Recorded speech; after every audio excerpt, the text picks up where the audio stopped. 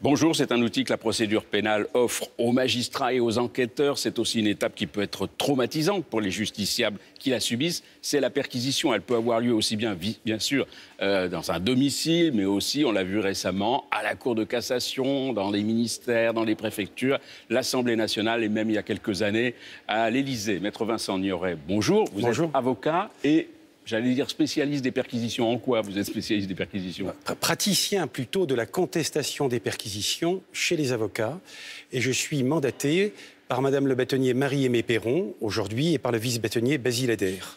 Pour être présent lorsqu'il y a des perquisitions dans les cabinets d'avocats? Lorsqu'un magistrat, un membre du parquet ou un juge d'instruction perquisitionne un domicile et ou un cabinet d'avocats. Pour contester systématiquement la perquisition qui y est pratiquée. Commençons déjà par les perquisitions pour nous autres, les justiciables. Est-ce que je peux la refuser, cette perquisition? Alors, en matière d'enquête préliminaire, il est nécessaire de recueillir l'assentiment écrit, express de la personne perquisitionnée. Je peux m'opposer à la perquisition. Dans ce cas, il appartiendra à l'officier de police judiciaire de rechercher deux témoins majeurs, alors, qui peuvent être pris au sein de la famille, des enfants majeurs, par exemple, mais jamais au sein du groupe d'enquêteurs lui-même. Est-ce que je suis obligatoirement présent? Alors, si j'accepte la perquisition et que je suis hors de mon domicile, je peux désigner un représentant pour que la perquisition se fasse sans moi, mais par une personne qui me représente et veille également au bon déroulement des opérations. Des dommages causés dans mon appartement, on a forcé ma porte, j'ai des recours? Si la perquisition n'était pas justifiée, un recours est possible contre l'État lui-même. Est-ce qu'on peut fouiller mon ordinateur et mon téléphone portable? L'ordinateur et le téléphone, bien sûr, sont des éléments qui contiennent une multitude d'informations dématérialisées, les courriels, les SMS, et constituent les éléments qui, aujourd'hui, sont le plus fréquemment perquisitionnés, bien sûr. Alors, c'est écrit dans le Code de procédure pénale. Ça peut arriver à toute heure, une perquisition? Alors, la perquisition est encadrée dans un créneau horaire de 6h et de 21h. Elle peut commencer à 20h et se poursuivre toute la nuit.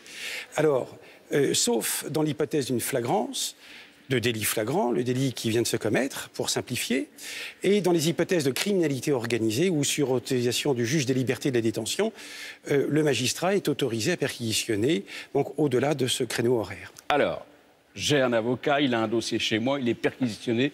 Est-ce que je peux craindre pour mon dossier? Craindre pour votre dossier, lorsqu'un avocat est perquisitionné par un magistrat, qu'il soit membre du parquet ou juge d'instruction, la loi exige à peine de nullité la présence du bâtonnier ou de son délégué, qui va organiser une contestation systématique, c'est notre pratique systématique de toute saisie, pour que ensuite le magistrat qui perquisitionne saisisse ce magistrat qui est aujourd'hui désigné comme celui en charge de contrôler la régularité et la loyauté de la procédure.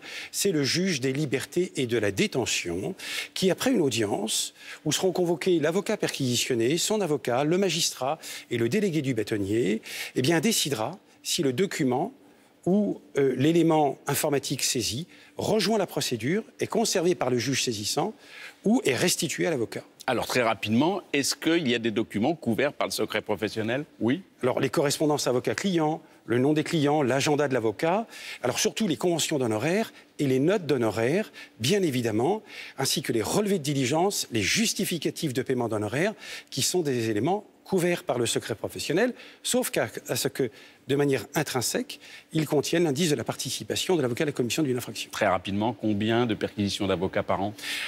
Une bonne vingtaine de perquisitions. Et depuis 10 ans, j'en suis à peu près 150 perquisitions contestées. Voilà, merci. Et à une autre fois pour une autre chronique, La justice décollée.